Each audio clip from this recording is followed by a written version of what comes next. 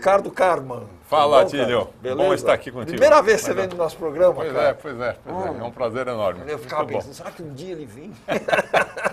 Bom, esse dia chegou, né? Cara, Vamos ver se você volta mais vezes. Você é arquiteto de formação, é Sou isso? arquiteto. Você Sou exerce? arquiteto. Ó, é legal a arquitetura, eu gosto bastante. Então, não, de vez em quando... tem outra coisa. Não, legal, não. Então, eu não abandonei, isso que eu quero Não dizer. abandonou. Não abandonei. Então, sempre que tenho oportunidade, faço uma reforminha aqui e tal. Eu exerço um pouquinho. Exerce um pouco. Tá? Mais teatro do que arquitetura, mas faz Essas coisas surgiram juntas na sua vida? Teatro, arquitetura? Não. Primeiro foi arquitetura, daí eu cursei integralmente arquitetura. Se formou, aqui, tudo bonitinho. formei aí na FAO, tudo certinho. E daí eu derivei, como os arquitetos costumam fazer. Daí As pessoas dizem que não, os caras estudam arquitetura para fazer teatro, para fazer música, para fazer... Porque acontece, você chega lá na arquitetura e você vê um montão de coisas que você não via, quando foi o meu caso. Eu acho que praticamente eu descobri arte lá dentro, entendeu? Que é com essa coisa da arte e tal. Então, o pessoal fala, vamos fazer arquitetura porque tem a ver com arte. Eu larguei a parte que não é arte e fiquei com a arte. E daí eu acabei indo para o teatro e lá fiquei, né? Quais foram as tuas primeiras experiências assim, em teatro? Olha, eu fiz uma peça lá na ECA, uma peça meio estranha lá, e daí eu fui trabalhar com o Ulisses Cruz, me chamou, quando ele estava lá no CPT. Boivador? No Boivador, eu estava na fundação do Boivador. Olha. Ele até consultou a gente para dar um nome e tal, mas ele já tinha um nome na cabeça. Nossa, que é um nome muito bom. Fizeram um espetáculo, aquele inesquecível Concílio do Amor. Concílio do Amor fez os Velhos Marinheiros. Velhos Marinheiros. Então, eu estava mais nos Velhos Marinheiros. Um Guimarães Rosa, depois que eles fizeram. É muito lindo. O Boivador era ótimo. O Ulisses é um encenador incrível, né? Incrível. E daí o Boivador acabou saindo do CPT e eu fiquei, o Antunes me convidou para ficar lá, eu fiquei com ele. Daí eu fiquei assistente do Antunes há alguns anos lá. E daí começou, daí eu não saí mais, Aí né? não saiu mais, né? Daí já estava inoculado o veneno. Aí você disse que fez um espetáculo meio esquisito, a NECA. Você faz espetáculos meio esquisitos, hein? Você continua fazendo espetáculos meio esquisitos? Eu acho que sim. Depende de como você entende a palavra esquisito. Mas eu acho que a gente tem que procurar a esquisitice é mais legal do que aquilo que você já é consagrado, né?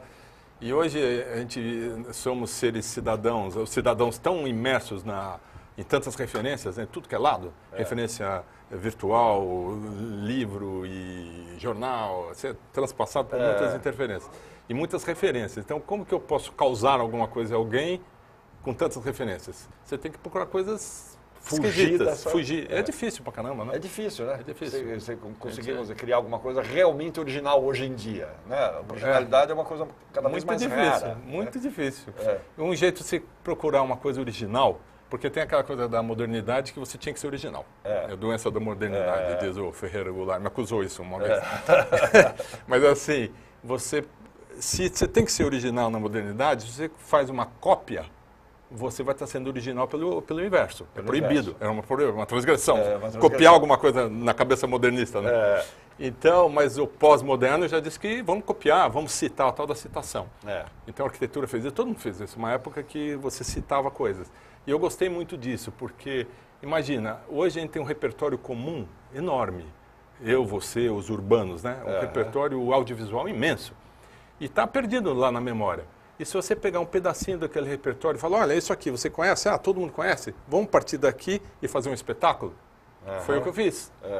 Justamente o espetáculo, eu acho que você vai perguntar do espetáculo, né? Do espetáculo. Do espetáculo. Essa antessala... Não, aqui não é isso, né? É a antessala do óvono, eu acho, né? Óvono, que eu achava que era ovono. Óvono. É óvono. E daí, então, eu parti da ideia do óvono justamente dessa... Isso eu sempre gostei, desse repertório comum e acessar esse repertório comum. Então eu fui lá, peguei uma metáfora que o Kubrick plantou no 2001, Odisseia no Espaço. 2001. Que era... Que tinha aquele supercomputador. Tem o Hall. O Hall. Isso, que é IBM, né? Você sabe da história. Bom, todo mundo sabe disso. E daí, eu peguei uma outra coisa. Eu peguei o macaco que arremessa o osso pro alto. Ah, sim. Lembra dessa aquele cena? osso que fica... Que girando, e daí vira as espaçonaves do futuro. E esse salto do osso, que é a primeira ferramenta humana, né? Que ele pega, né? Que pega e tal, e é uma arma. E ele arremessa e aquilo evolui e vira a espaçonave, simboliza, do ponto de vista aí do Kubrick e tal, né? o progresso, a evolução humana. Então eu peguei justamente essa metáfora, pedi emprestado desse repertório comum e coloquei no espetáculo. Então o meu espetáculo ovo não começa no mesmo ponto. No mesmo ponto. Só que o macaco é muito forte. Aliás, é uma macaca. Já começa aí, eu ponho que é uma macaca. Ela pega o osso, arremessa com tanta força que o osso entra em órbita e fica orbitando por milhões de anos. Daí ele vira um osso enorme. Então veja, se o osso subindo simboliza o progresso, quando ele fica grande e regressa, ele é o ônus desse progresso. Então, a peça começa com esse osso enorme voltando para o planeta. E vai extinguir o planeta. Vai extinguir o planeta. Vai chocar com o planeta. Vai chocar o planeta. Então, é o ônus, o preço que a humanidade está pagando pelo progresso, por esse desenvolvimentismo maluco que a gente está vivendo. Isso tem um custo, né? Está custando já, né? Então, tá aí, sei lá, camada de ozônio... Mas essa palavra óvuno você criou, essa palavra? Eu criei 4 anos antes de ter ideia do espetáculo. E daí acabou dando certo. Você já falava óvuno e não sabia por quê. Eu não sabia por quê, acabei descobrindo com o espetáculo. Porque tem essa volta do osso, esse custo do progresso. Porque então ele traz para a vida o novo. O novo, que é exatamente isso. Então, tem um personagem no espetáculo que ele é o cidadão, o cientista que criou a inteligência artificial. Que é vamos dizer, a ferramenta mais desenvolvida da humanidade. Você não pode aspirar, como humanos, aí uma ferramenta mais abrangente, mais desenvolvida que o próprio cérebro. O próprio cérebro, né? Você consegue expressar seu próprio cérebro. Então, até tem gente aí que fala que a nossa última invenção vai ser a inteligência artificial. Porque depois dela, só com a ajuda dela, você vai poder fazer outra coisa. Vai poder fazer outra coisa. Então, esse cara, no espetáculo, esse cientista, cria essa inteligência que é como se fosse a última ferramenta humana. Esse super cérebro. Super cérebro. E daí, qual que era a pergunta? Sei lá do que nós estamos falando. A história está boa. A história tá bom. Então, ele cria esse super cérebro, lembrei. E ele, então, que é o máximo do progresso também. Então, se eu estou fazendo uma espécie de... Uma analogia, uma crítica, né, ou propondo uma crítica ao desenvolvimentismo, que seria o progresso acelerado, esse óvuno simboliza esse máximo de progresso. O ponto máximo, o ápice do progresso que o ser humano pode chegar. O custo máximo também. Do ônus desse progresso. Então, esse cientista, lá pelas tantas, ele se dá conta de que o progresso está nos levando para um lugar que não é o paraíso. A gente imaginava que o desenvolvimento e, não é? As utopias do século XX, aquelas coisas da ficção científica, é sempre uma utopia benéfica. Vai melhorar, o Jetsons, eu estou indo lá para trás, né? Os Jetsons, qualquer outro assim. Sempre, o mesmo 2001, né? Tem uma visão otimista do futuro e da tecnologia. No nosso caso, atualmente, a visão é muito mais distópica, uma distopia, uma visão negativa do futuro. Então, se você pegar as ficções científicas de hoje, elas projetam um futuro não muito legal. Sombrio. Blade Runner. Falamos junto. Tantas outras, né? Tem tantas. O Blade Runner foi IP4, o Independence Day, que vem destrói. Eu acho que tem o Blade Runner foi um marco nesse tema, né? E ele inaugurou, vamos dizer, esse pensamento. Você vê aquelas ruas escuras, chovendo eternamente, aquela coisa. Rua suja, né? E a perspectiva de violência. Não resolveu os problemas da humanidade. Parece que foram amplificados, foram ampliados. Então, de certa forma, esse personagem percebe isso. Então ele fala assim, poxa, então o máximo da tecnologia, o máximo do desenvolvimento simbolizado por essa ferramenta não vai nos levar ao paraíso que a gente imagina. Daí ele fala assim, poxa, se o paraíso não está à nossa frente, o paraíso está atrás de nós. Nós estamos andando no sentido contrário do paraíso, buscando uma coisa... Em vez de aproximar, nós estamos distanciando. Então daí ele funda a doutrina regressista. Doutrina regressista. O nome é bom, hein? A teocracia do regresso, que é uma ideia louca, assim, né? Mas simbolicamente interessante, nos causa reflexão, que é o que eu proponho, uma reflexão. Eu não estou propondo... Sim. Não está solucionando os problemas do mundo. Nem propondo o regressismo como solução, que é uma coisa alucinada. Mas como provocação é interessante. Então, ele funda a teocracia do regresso, porque ele acha que a gente tem que parar o progresso. A gente é ganancioso por desenvolvimento. A gente tem mais do que precisa. A gente critica quem tem dinheiro demais, que devia distribuir um pouco. Poxa, porque mais do que pode, né? Então, sei lá, $1 bilhão já está bom. Por que ter 10, 20, 30, né? O Bill Gates andou distribuindo. Né? Enfim, eu estou exagerando, mas, sim, mas são números enormes que você nem se dá conta quanto é. Mas, para que ter o iPhone 5, 6, 7, 8, 9, 10, 12, sei lá, não para nunca? Então ele fala assim, vamos parar o progresso onde está, que nós já temos o suficiente, vamos distribuir esse progresso para todas as camadas da população, né? E vamos perseguir uma outra coisa que não está valendo como progresso, que são os progressos sociais, são a democracia para todos, tolerância para todos, né? Liberdade sexual para todos, né? Diversidade. Isso são progressos, a gente tem isso, é progresso, só que não conta na ponta do lado. Progresso social. É progresso social.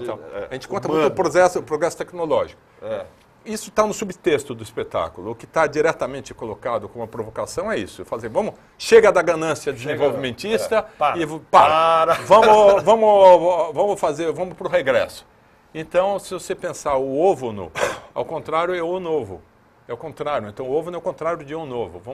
Que tem a ver com esse retorno, com esse regressismo, com esse pensamento de basta. Vamos refletir um pouco sobre o nosso momento. É curioso, porque você já deve ter ouvido isso também, que muitas vezes o que há de mais novo é aquilo que é tão antigo que você já não lembra mais. Né? Então, quer dizer, aquilo que é tão velho, é tão velho, é tão antigo que eu já não lembro mais. Isso ele surge como uma coisa nova. Né? Quer dizer, certas ideias também são assim. Que estão aí, né? Elas estão aí, você não lembra mais delas. Já esqueceu, ficou lá para trás, porque o dia a dia, o progresso, o desenvolvimento, então, mas vai te levando para outros lugares. A gente tem essa coisa. É lógico que isso eu acho inevitável, porque essa procura desenvolvimentista é inerente ao ser humano. A gente tem a curiosidade que nos leva para todos os lugares, né? Então, quase o instinto exploratório tem a ver com a curiosidade, uma necessidade básica de sobrevivência. Claro. Então, a gente sempre está buscando curiosidade, e eu sou um cara assim, eu adoro o progresso, mas eu acho que tem hoje, no presente momento histórico, a gente tem que ter uma reflexão sobre o que está acontecendo. E o progresso e o desenvolvimento tecnológico estão nos levando a um ponto no século XXI que é arriscado. Se você for pensar na engenharia genética, por exemplo, que você pode pegar um indivíduo e transformar, vai sair uma nova raça. É o pós-humano. A gente vai criar uma raça pós-homo sapiens. Eu tinha uma instalação uma vez que eu fiz, que era assim, era o Homo sapiens plus. E eu pegava lá o público e saía com uma marca na cabeça com plus, assim, porque era o Homo sapiens, pós-Homo sapiens. E está acontecendo hoje, não é ficção. Release 2, 3, 4, 5. Não é mais ficção científica. Não, é verdade. Isso não é. Isso está hoje acontecendo. Eu acabei de ler na Time 2, 3 meses atrás, uma pesquisa de ponta nessa área, e a cientista divulgando isso porque ela queria tornar público tão sério que é o assunto. Então, isso daqui 10, 20 anos vai estar disponível. Sim, vai estar disponível, exatamente. E o que a gente vai fazer com isso? Então, como que a gente vai alterar o próprio genoma humano, vai alterar a nossa especificidade mais humana, né, de Homo sapiens, e seria Homo sapiens plus. Uma série, não sei se é suíça, sueca. Black Robots. Robots. Human e Robots. Eles são tão perfeitos, que você não distingue mais. Você não sabe mais se você está falando com um robô ou com uma pessoa. É verdade. Né? Mas isso está acontecendo. E eles emulam os sentimentos humanos, embora eles não pensem, não tenham, mas eles emulam o sentimento humano. Então, mas isso vai ser possível. Ele se diz apaixonado por você, ele não está sentindo isso, mas ele se diz apaixonado porque ele sabe que isso é o que você espera que ele... sabe qual é a reação que você vai ter e te leva, né? Louco, cara. É interessante. Nós vamos falando do OVO, que está lá no CCBB. CCBB, Centro Cultural Banco do Brasil. Mais 2 semanas. A gente tem umas fotos, eu pedi para colocar as fotos, você vai explicar um pouco dessa ambientação. O que é isso, Esse é o bispo regressista. Ele acabou de fundar a doutrina do regresso, entendeu? Então, esse é um momento do espetáculo. Lógico, tem uma trajetória enorme até chegar aí. Né? Ele era um cientista que virou um teocrático, um religioso. Então, eu junto também no espetáculo a discussão da ciência e religião e tal, né? Que é outra história. Tudo junto aí. E ele acaba virando, inclusive, depois ele toma o poder político e ele mata a república e cria a teocracia, uma teocracia. Que é também um ponto de... Agora a gente está vendo lá, tem até uma mancha vermelha lá no fundo, e tem uma espécie de um olho ali. Então, esse olho é o Óvono. É o ovo. É a inteligência artificial. Que está se aproximando. Que é um personagem principal da peça. Não, ele está sempre aí no centro e ele abre, esse diafragma abre ou fecha quando ele vai falar ou não. Tá? Então agora ele está fechado. Ele se manifesta, ele fala. Nossa, ele é um personagem importantíssimo. Ele é uma animação computadorizada feita por todas as imagens do espetáculo que interagem o tempo inteiro com os atores. E é uma integração muito interessante de ver. Todas essas imagens foram feitas pelo cineasta Amir Admoni. Ele é um mestre aí da computação, da animação computadorizada. E ele fez toda essa parte de imagem do espetáculo. Parece que ele está pegando ali o ovo nessa foto. Então, né? é porque ele é uma calota vídeo, né? Então, o vídeo se molda tão perfeitamente na calota que você não se dá conta que é vídeo, você acredita que é um objeto. É um objeto mesmo. Isso que é interessante. Então, não tem vídeo, você não percebe que é vídeo, mas é vídeo, né? Sob medida. Olha, aí outra... Daí essa menininha aí, chama-se Lily. Ela é um projeto de engenharia genética. Ela é um produto da engenharia genética. Ela é um produto da engenharia genética. Tem 3 produtos interessantes aí no espetáculo, que é um de nanotecnologia, que é uma mini bomba atômica do tamanho de uma garrafa de cerveja, super poderosa. Tem a engenharia genética, que é a Lily, que é um produto, como ele está dizendo, ela é perfeitamente uma menina, só que ela foi trabalhada geneticamente e tiraram o instinto de sobrevivência dela. Então ela não tem, ela viveu, morrer para ela é igual, e ela é um míssil humano. Na verdade, é uma criança suicida mutante. Acontece, está acontecendo. Sim. Só que essa daí não tem que ter trabalho de doutrinação ideológica, porque ela já está feita para assim, isso. Então ela é perfeita, não tem problema, ela é super obediente. E o terceiro? O terceiro é o próprio Óvono, que é a inteligência artificial. São as 3 singularidades que eu falo. O pessoal chama singularidade... Agora você estava me falando aqui que a peça acontece dentro de uma bolha. Como é que é isso? Pois é, o próprio... Essa é a presidenta. É um momento... Essa é uma mulher muito forte no espetáculo. Ela tem toda uma trajetória aí, política progressista. E se opõe ao outro. Bom, tem que ver o espetáculo. Tem que ver. Pode ser que é o mordomo culpado que vai estragar tudo. O roteiro, veja... Hoje, como eu estava te dizendo antes, a gente é bombardeado por informações e referências de toda a ordem, né? E muito na cabeça. E como que a gente vai expressar a nossa época? Se eu for te perguntar assim, vamos falar de política, as opiniões políticas, a gente, salvo essa polarização que a gente critica, que está muito errada, se a gente for discutir a sério, vai dar uma maior confusão, porque está tudo muito... misturado, embaralhado. E em todas as áreas, não só política, social, de educação, enfim, o mundo está com muitas informações. E até na área sexual é uma confusão já. Já é uma diversificação, não é uma diversidade. Eu acho legal, se você transportar a diversidade sexual para a diversidade política, você vê que alguns políticos são muito liberais, ou se dizem liberais na parte sexual, aceitam os transgêneros sexuais, mas chega na política e não aceita os transgêneros políticos. Você tem que ser ou isso ou aquilo. Não pode ser uma mistura, né? uma interação dos gêneros. Né? Que hoje eu acho que é tudo muito está tudo muito misturado. Né? Mas, enfim, se você for expressar esse recorte de todas essas informações num texto contemporâneo de teatro, como que você vai fazer? Não pode ter uma narrativa linear certinha. Exatamente. Você não pode ter uma referência só. Então, esse espetáculo, ele é polireferente. Então, as pessoas também falam, mas tem muita informação. Intencionalmente tem.